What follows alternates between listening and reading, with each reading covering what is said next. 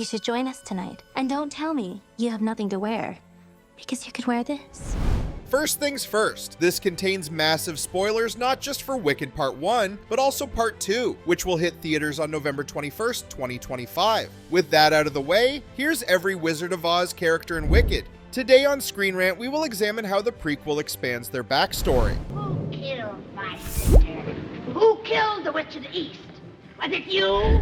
While the Wicked Witch was the main antagonist of the iconic Wizard of Oz movie from 1939, Wicked flips the script to turn Elphaba into the hero. Elphaba is the focus of Wicked's revisionist take on the most influential fantasy film of the early 20th century, and as she undergoes huge transformations, Elphaba is accompanied by another familiar witch. The personification of good in The Wizard of Oz, Wicked reveals that Glinda was actually a spoiled brat who has no real grasp over magic. The twist within a twist is that Glinda has the best redemption arc in Wicked. Sadly, this can't be said for this next character. This character lived right on the spot where Dorothy's house landed in The Wizard of Oz, so her only real role was to be the previous bearer of Dorothy's iconic red slippers. However, Wicked expands the story of Nessarose before she becomes the ruler of Munchkinland and gains her terrifying moniker. Notably, most of Nessa and Elphaba's problems are caused by this next character. The original film already exposed the wizard to be nothing more than a charlatan. No, my dear, I'm a very good man. I'm